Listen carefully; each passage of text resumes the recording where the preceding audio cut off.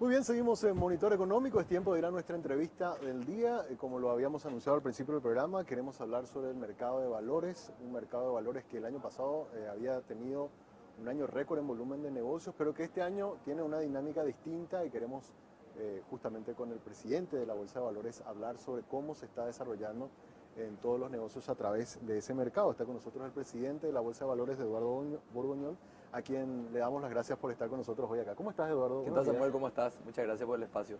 Bueno, presidente, a ver, cada año, en los últimos 3 o 4 años, venía creciendo la bolsa en volumen de negocios.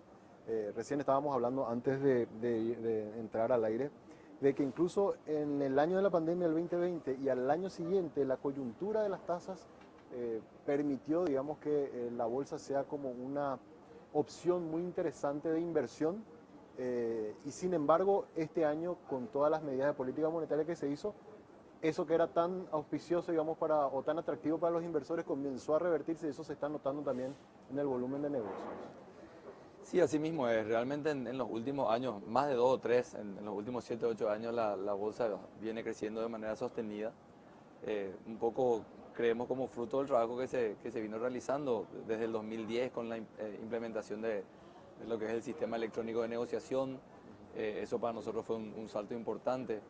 Entramos dentro de lo que se está haciendo a nivel mundial, utilizando tecnología, brindando mucha información. Y eso vino, como dije antes, dando sus frutos.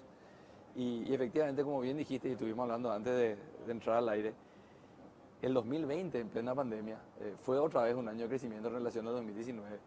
E inclusive el 2021, bueno, veníamos con la resaca de la pandemia o tratando de salir. El Paraguay tuvo a nivel sanitario el mayor impacto en el 2021, para ser honestos. Eh, pero la coyuntura que se dio, un poco con el ánimo del equipo económico, lo que hizo fue disminuir las tasas de instrumentos de regulación monetaria para poder mantener la economía de alguna u otra manera con cierto movimiento o poder reactivarla. Y eso hizo de que, bueno, las tasas a nivel local vayan disminuyendo y por ende los emisores lo que hicieron fue buscar o aprovechar esa coyuntura y hacerse de fondos con tasas más baratas o un dinero más barato.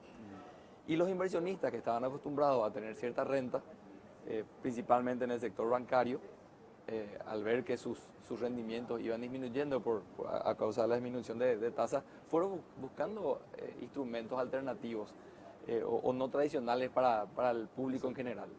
Entonces, hay mucha gente que vive de renta financiera y bueno, es como que yo el día de mañana te diga, te disminuyo el sueldo. Claro, nosotros vivimos de sueldo, ¿qué pasa si nos disminuyen el sueldo? Exacto. Lo que ocurrió es para toda esa gente que vivía de renta se le disminuyó el sueldo, entonces tuvo que buscar alternativas para poder recomponer esa renta mensual. Ante esas tasas pasivas tan bajas en el sector bancario, se fueron Correcto. al sector, al Fueron mercado de capitales. fueron al sector bursátil Exacto. y ahí se juntaron el hambre con las ganas de comer, ¿verdad? Hablando coloquialmente, ¿verdad? Exacto. El hambre de los emisores de tener financiamiento más barato con también las ganas de comer De los de los inversionistas que de inversionistas alguna u otra manera tenían que tenían estaban buscando mejores tasas, ¿verdad? mejores tasas. Y eso hizo que obviamente que nosotros hayamos crecido poco más del 70%. Exacto. Hemos negociado alrededor de 3.400 millones de dólares, siendo que el año anterior habían sido 2.000. O sea, tuvimos un crecimiento importante. Y este año se da a la inversa, ¿verdad? Este año se da a la inversa. La inflación fue subiendo. La inflación interanual está por encima de 10%. Entonces, lo que hizo el equipo económico, un poco en contrapartida a lo que había hecho esa medida anticíclica que tuvo en post pandemia, ahora lo que hizo fue aumentar la tasa de instrumentos de regulación monetaria y por ende hay una presión de tasas hacia arriba, no solamente en moneda local, sino la Fed en Estados Unidos también está aumentando sus tasas, un poco a efecto también de la inflación que existe a nivel mundial, o sea, eso no es solamente de Paraguay, es una situación a nivel mundial. Y eso hace que las tasas vayan subiendo. Claro. Y por ende, bueno, el escenario que tuvimos en el 2021 hoy es exactamente lo contrario, ¿verdad? Sí. De todas maneras, podemos decir que si bien es cierto, nosotros previmos tener nuevamente un crecimiento, no un crecimiento del 70% como tuvimos en el 2021, porque crecer de 1 a 2 que es el 100% es fácil, pero cuando el volumen va creciendo, Exacto. ese Es crecimiento en más valores complicado. relativos o porcentuales es más complicado. Entonces nosotros habíamos previsto crecer 25% este año en relación al año pasado, pero vemos que al acumulado que tenemos a mayo versus el acumulado que teníamos a mayo del año pasado, nosotros estamos 7% por debajo. Por debajo. Pero lo interesante de esto es que nosotros, fíjate, en todo el año pasado crecimos en cantidad de emisores, tuvimos 7 nuevos emisores. Nosotros en lo que va del año ya tenemos 5 nuevos emisores más 4 que están entrando. O sea, vamos a tener para el primer semestre 9 nuevos emisores y creemos que eso va a ir subiendo. Y estamos hablando de emisores del sector privado. Ok. Y eso es muy importante. Y ahí, pero por lo menos recién estábamos mirando los datos, el sector mercado primario está muy, creo que un 24% nomás de todos los negocios en mayo fue, perdón, en abril. Los emisores están como esperando, me parece a mí, mirando a ver cómo se van comportando las tasas para tomar la decisión de salir o no salir. ¿Hay alguno que estaba por salir y no salió? Por eso es que los números son tan bajos en el mercado primario, Eduardo. No, realmente el mercado primario, o sea, lo bueno es que más que el mercado primario bajó, el mercado secundario se está moviendo más rápido. ¿Verdad? Porque lo que estamos hablando de 25 a 75 más o menos es la composición de todo el movimiento Sí. entre primario y secundario. Pero si nosotros vemos el volumen de emisiones en primario versus el volumen de emisiones en primario del año pasado, hay mayores emisiones este año. Hay más emisiones. Hay más emisiones este año. ¿Y se coloca todo o no? Sí, totalmente, coloca. totalmente. O sea, obviamente las tasas están por encima de lo que se había emitido el año pasado, Exacto. pero son las condiciones del momento. O sea, el dinero es una mercadería y esa mercadería, así como el combustible, como la carne, ¿verdad? Tiene un precio y ese precio tiene una fluctuación para arriba o para abajo, ¿verdad? Entonces nosotros tenemos mayores emisiones en primario, solamente que el secundario también tiene un alto movimiento, por ende la composición de todo el movimiento de la bolsa es solamente un 25 primario y un 75 secundario.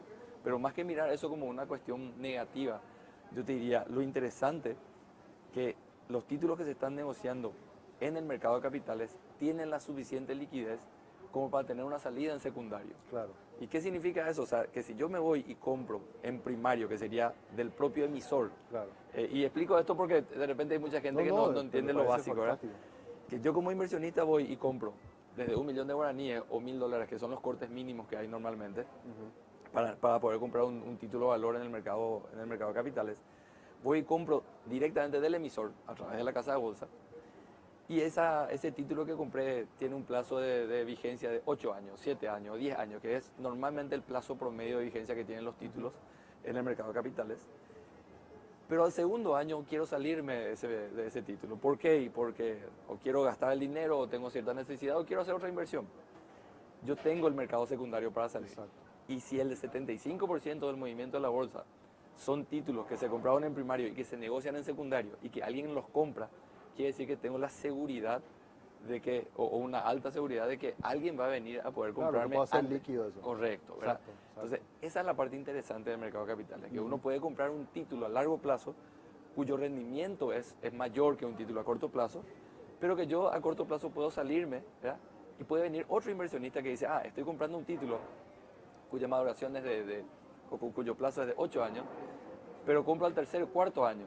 Entonces yo me veo beneficiado por esos otros 5 o 4 Claro. años que sobran con una tasa de un instrumento de 8 años. Exacto, ¿verdad? exacto. Entonces, esa dinámica trae el mercado secundario. ¿verdad?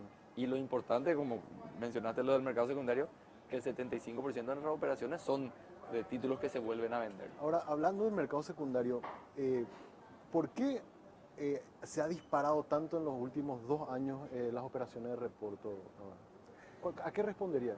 Y porque es una operación, o sea, más que una operación, es un producto que nosotros habíamos lanzado justamente para el manejo de liquidez de instituciones. Mira, gran parte del negocio, de cualquier negocio, ganadero, agrícola, industrial, es el componente financiero.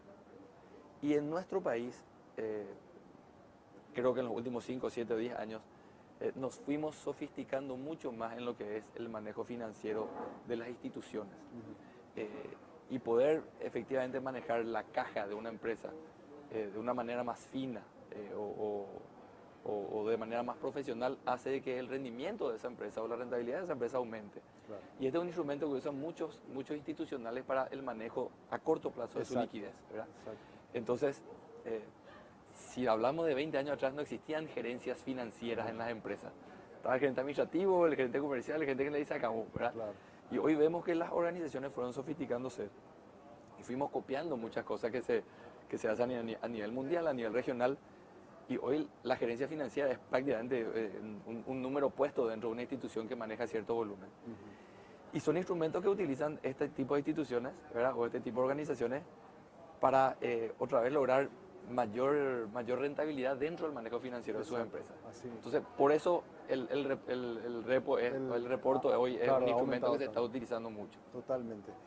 Te comentaba antes de entrar al aire que habíamos tenido la visita en este espacio justamente de Iván Haas, el viceministro de Economía, y le preguntábamos algo que nos había llamado la atención, ¿verdad? Del hecho de que ellos estaban buscando alternativas por fuera de lo que era la bolsa creo que tenían un cupo que le habían aprobado del presupuesto de más o menos 100 millones para emitir este año en la Bolsa de Valores de Asunción, y que ellos en las salidas que tuvieron al mercado, creo que tuvieron 4 o 5 en lo que va de este año, las tasas que estaba demandando el mercado eran muy superiores a la oferta que ellos estaban Correcto. haciendo. Incluso nos habló de un 11% más o menos de tasas que le estaban pidiendo, con lo cual si llegaban a colocar eso se iba a encarecer demasiado lo que tenían que responder a los inversores. Entonces ahora hicieron un pedido oficial al Congreso para que ese monto de 100 millones se pueda transformar en créditos con organismos multilaterales que tienen un costo de endeudamiento mucho más barato.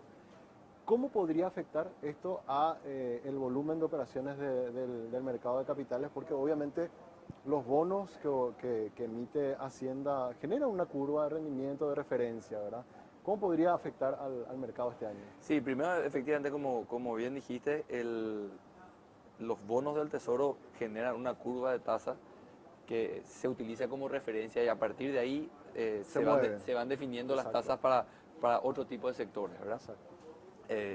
Principalmente para el sector privado y bueno, es lo que nos ocurrió a nivel internacional. Cuando se hizo la primera emisión internacional de bonos, fue la primera vez que el Paraguay generó una tasa dentro del mercado internacional. Y a partir de ahí fue generando una curva de tasa y bueno, y eso genera referencia para todas aquellas inversiones que quieren venir al Paraguay. Pero fuera de eso, sí, a tu pregunta específica, si esto genera un impacto, por supuesto que sí. Para la bolsa en sí es un impacto negativo. Entendemos la posición en este caso del viceministro o de Hacienda en sí y lo comunicado por el viceministro. Cada uno utiliza la herramienta necesaria a disposición para poder cumplir con los objetivos que tiene. Hacienda tiene ciertos objetivos y bueno, y nosotros entendemos claramente. Nos encantaría que no sea así, ¿verdad? Y que efectivamente la captación de los recursos necesarios para cubrir el presupuesto general de la nación sea a través de uno de los instrumentos que se utilice, sea el mercado de capitales. Sí, y ellos tenían un programa de emisión de aproximadamente 100 millones, lo que colocaron fue alrededor de 10 millones y los 90 millones restantes, son esos los números aproximadamente, los 90 millones restantes, ellos estaban buscando obtenerlos de parte de organismos multilaterales. Y en ese sentido, es correcto lo que decís, la expectativa de tasa de los inversionistas locales está un poco por encima de lo que Hacienda está dispuesto a pagar. Hay opiniones muy personales. Primero, el endeudamiento afuera con multilaterales probablemente sea en moneda extranjera. O sea, y hay un riesgo de cambio que no se maneja. Las emisiones acá normalmente son en guaraníes, ¿verdad? Por otro lado, la tasa de interés que se paga queda en el Paraguay porque es tasa de interés que se paga a inversionistas locales, o sea, queda nuevamente dentro del mercado, a diferencia de que cuando uno saca un crédito multilateral uno está pagando los intereses afuera, ¿verdad? Pero son cuestiones que yo estoy seguro que Hacienda los habrá evaluado y bueno, habrá tomado las mejores decisiones en pos de la economía nacional. De todas maneras, no solamente de esos 100 millones o esos 90 millones que se van a dejar de negociar, estuvimos hablando antes del mercado secundario, ¿verdad? Esos títulos nuevamente se vuelven a negociar, o sea, en el mercado secundario. O sea, no solamente esos 90 millones de mercado primario, que va a afectar directamente al volumen de negociación de este año de la bolsa, sino esos 90 millones que estaban dentro del mercado se hubiese negociado nuevamente en el secundario, porque Claro. el comprador vuelve a vender y vuelve a... De hecho, Hacienda creo que está en el segundo lugar entre los más negociados en el secundario. así mismo, ¿verdad? Entonces, el hecho de no tener 90 millones de dólares dentro del mercado hace que el secundario de ese instrumento también disminuya. Exacto. O sea, el impacto no solamente son 90 millones, sino que hay un coeficiente otra vez, o un multiplicador. Pero bueno, es algo con lo que vamos a tener que Y al no lidiar, salir, al no salir Hacienda con estos bonos del Tesoro, ¿cómo queda lo de la curva? ¿Queda hasta la última emisión o cómo Sí, se define? bueno, la verdad que no solamente la emisión de Hacienda genera curva, ¿verdad? También hay emisiones de AFD, también, o Sí, sea, totalmente. hay otros instrumentos también, y bueno, y vamos a ir utilizando esos instrumentos como para poder de alguna otra manera generar una curva de tasas, ¿verdad? Pero, pero bueno, como digo, esos instrumentos también de Hacienda, o sea, los bonos del Tesoro, se están negociando en secundario y eso también genera una curva de tasa, Exacto. ¿verdad? O sea, al comprar, por más de que yo tenga una tasa determinada del bono del Tesoro, esos bonos del Tesoro se están negociando por encima o por debajo de la par y eso vuelve a generar una curva Exacto. una curva de tasa, ¿verdad? Entonces, bueno, vamos Por a ir ese lado, trabajando por lo con menos, se iría manejando la referencia este año. así mismo, ¿verdad? Lo que sí el volumen no nos va a afectar. De todas maneras, estamos buscando hablar con Hacienda para ver Claro, eso te iba a preguntar. ¿Hay alguna manera de revertir esto, de ver cómo, a ver, que Hacienda pueda colocar a tasas que sí ya diga, bueno, esto sí, Lo que pasa es que me depende mucho del conviene? apetito del inversionista, Eso también. ¿verdad? El que define si se El compra o se inversor, vende es el exacto, inversionista, ¿verdad? totalmente. Decimos siempre que un bien, el valor de un bien es lo que el comprador está dispuesto a pagar y no es lo que el vendedor está, por lo cual él está dispuesto a vender, ¿verdad? Entonces, Totalmente. el inversionista es el que define el apetito de tasa en base a la coyuntura. Y bueno, son situaciones que se van generando. De todas maneras, lo que nosotros buscamos es que, o sea, en vez de los 90 millones, que sea un poco menos, ¿verdad? Así es. Que algo más pueda emitir Hacienda a través de nuestra plataforma. Pero bueno, son conversaciones que vamos a ir teniendo seguramente en el futuro con ellos, ¿verdad? Estamos haciendo una pregunta en nuestras redes sociales y le preguntábamos a la audiencia, porque recuerdo que el número a principio de año estimado para este 2022 era más o menos. Claro. Y le preguntamos a la gente si confía en que se pueda alcanzar ese nivel que está estimado a pesar de este inicio un poco lento, digamos. Y cerca de un 60% confía que se va a lograr ese volumen de negocio. Por lo que ustedes ven, ¿se mantienen en esa proyección de los 4.000? ¿Creen que todavía es posible alcanzar ese volumen de negocios este año? Lo que te diría es que el camino se volvió más cuesta arriba. ¿Verdad? Eso no quiere decir que nosotros hayamos cambiado el destino. O sea, nosotros seguimos con el mismo objetivo. Pasaron 5 de los 12 meses del año, o sea, mal podríamos hoy decir que no vamos a llegar. Sí, efectivamente, como te digo, el camino está más cuesta arriba, se volvió más complicado. Hablábamos antes de empezar la entrevista de que en el medio de ustedes escrito me habían hecho Una entrevista una en entrevista en noviembre del pasado. año pasado, ¿verdad? Mm, Y decía yo, y el título decía, vemos muy auspicioso el 2022, exacto. ¿verdad? Y bueno, y las condiciones cambiaron, ¿verdad? Las Totalmente. condiciones cambiaron por factores que no manejamos nosotros, pero son las situaciones con las cuales estamos trabajando hoy. Y lo importante de lo que está ocurriendo actualmente es que, primero, como digo, hay mayores emisores privados. Eso va a hacer que la base aumente. O sea, no solamente seguir creciendo con Hacienda o con AFD ¿verdad? Sino que poder tener más empresas que estén cotizando en el mercado de capitales hace de que la base se amplíe y por ende podamos ir apostando al futuro. Por un lado. Por otro lado, otro fenómeno muy interesante es el de la constitución de fondos de inversión, donde las propias casas de bolsa, por iniciativa propia, están generando fondos de inversiones que están invirtiendo no solamente en títulos valores, sino que en economía real. O sea, en el sector inmobiliario, en el sector agrícola, en el sector ganadero, en el sector forestal, ellos generando sus propios proyectos. Es como que las casas de bolsa están generando sus propios emprendimientos que necesitan financiación y ellos están articulando nuevos emisores, porque al final el fondo de inversión Claro. es un nuevo emisor, Totalmente, ¿verdad? totalmente. No es una empresa así constituida, sino que es una empresa que se constituye de cero para un fin en particular. Entonces, eso también es muy auspicioso. Y lo importante de eso es que todas las cuotas parte de los fondos de inversión que están saliendo se están vendiendo, ¿verdad? Entonces, efectivamente, coincide un poco con el índice de confianza que tiene la gente sobre lo que estamos haciendo. Exacto. Decías que el 60% Confía que de se tu va a audiencia poder. confía en que se va a poder llegar a ese número. Y ese 60% o ese tipo de gente que está invirtiendo en instrumentos que nosotros estamos lanzando. Este es un trabajo, además de técnico, además de profesional, es un trabajo que engloba mucho lo cultural. Digo, o decimos siempre nosotros de que una de las barreras que tiene el mercado de capitales es una barrera cultural. ¿Por qué? Porque la gente está acostumbrada, dice, bueno, ¿dónde voy a ahorrar? ¿Dónde voy a poner mi platita? Lo primero que piensa es o en su cooperativa, o en su financiera, o en su banco. Sí. Y esta es otra opción. Y la misma cosa el empresario, ¿de dónde voy a sacar un crédito? Históricamente lo vino haciendo en el sistema El banco, financiero, claro. ¿verdad? Que nosotros no somos un sustituto del sistema financiero bajo ningún punto de vista, somos un complemento del sistema financiero.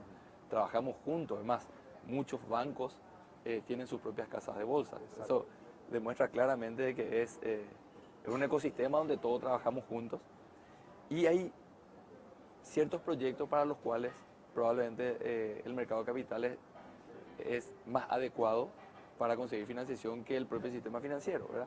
Y también a la inversa. Entonces, eh, volviendo a lo cultural, creo que ese trabajo que estamos haciendo. Nosotros como Bolsa de Valores tenemos un centro de entrenamiento donde pasan aproximadamente unas 600 personas por año, desde cursos cortitos de 2 días hasta diplomados de 4 meses, donde la gente aprende no solamente cómo invertir, sino cómo utilizar el mercado de capitales desde el lado del inversionista o desde el lado del emisor para obtener recursos o bien obtener renta para poder concretar su proyecto. Entonces, creo que estamos por el buen camino.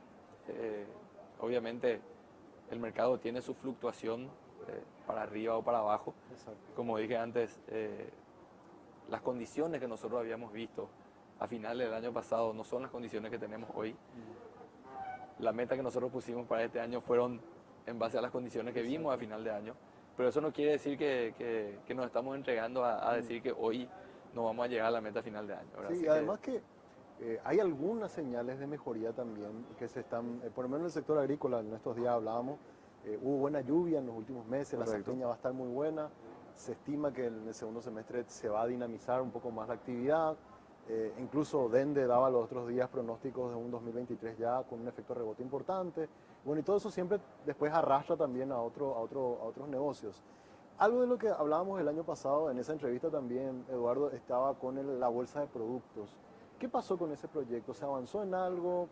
Porque era una idea muy interesante de generar también una, precios referenciales para el sector agrícola en Paraguay. ¿Cómo están en ese proyecto? Volvemos a lo cultural, ¿verdad? Volvemos a lo cultural. La plataforma está lista, ya tuvimos contratos que fueron registrados. Eh, Acá lo que tenemos que lograr es que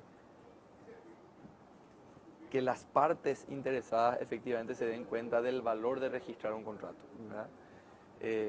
Y hay muchos atributos que tiene o muchos beneficios que tiene el registrar un contrato. Uno de ellos es información, o sea, el poder saber qué se está cerrando, cómo se está cerrando, ¿verdad? En qué condiciones. Y ahí efectivamente la curva de precios es muy importante a la hora de tomar decisiones. Lo otro es la seguridad del cumplimiento de los contratos. O sea, el contrato es como hacer un contrato entre partes en un papel directamente, vos y yo, Samuel, y lo otro es hacer un contrato con un escribano. Claro. ¿Verdad? Para hablar así mal y Claro. pronto de lo que cuando se registra ese contrato dentro de nuestra plataforma, es como utilizar un escribano que le da un viso de mayor seguridad al contrato en sí. Además de que eso tiene como servicio la cámara arbitral. En caso de una desaveniencia en el cumplimiento del contrato, ya sea por parte del comprador o del vendedor, hay una cámara arbitral que es una instancia mucho más ágil para resolución de conflictos. Entonces, efectivamente, creemos que las bondades que tiene el mercado, la bolsa de productos son muy importantes tanto para el vendedor como para el comprador, pero existe una barrera cultural que la tenemos que Claro. romper. Que fue lo mismo que pasó con el mercado de capitales, que costó muchísimo Correcto, así hasta mismo. que las empresas entendieron el valor y cómo podía servir eso como una alternativa de financiamiento y hoy día ya está más normalizado. O sea, ese mismo trabajo que hicieron ustedes de mucha educación, quizás es lo que están en este proceso ahora como para que comiencen a registrarse en los contratos y se forme y se vea el valor de ese precio de referencia, Así Eduardo. mismo, nosotros venimos generando reuniones, tenemos mucho apoyo de parte de los gremios que son parte de la Bolsa de Claro, Productos. O sea, claro. la Bolsa de Productos es la unión de gremios de productores, somos siete o seis miembros, ¿verdad? La Bolsa es uno de ellos y están los demás miembros de cooperativas y demás. O sea que ellos están convencidos efectivamente de que hay que implementar la Bolsa de Productos y estamos muy agradecidos por la colaboración que tenemos de parte de ellos. Tenemos reuniones no solamente con compradores, vendedores, productores. eh, Hace poco tuvimos una en Alto Paraná donde tuvimos poco más de 50 asistentes, que para nosotros fue un éxito. Lastimosamente la zafra pasada fue una zafra muy Complicado. compleja, Sí, era muy compleja, entonces más que preocuparse por algo nuevo, la gente estaba claro. ocupándose de la situación De que estaba mitigar teniendo. ese impacto. Así Exacto. mismo, ¿verdad? O sea, tuvimos una seca que no tenemos hace muchísimos años con un rendimiento muy bajo. Y bueno, y si yo soy productor voy a estar Más ocupando, preocupado más por eso, preocupado por eso justamente. que por otra cosa. Esperemos que esta zafra, la 22-23, y hablamos de 22-23 porque principalmente la zafra más grande es la zafra de verano, ¿verdad?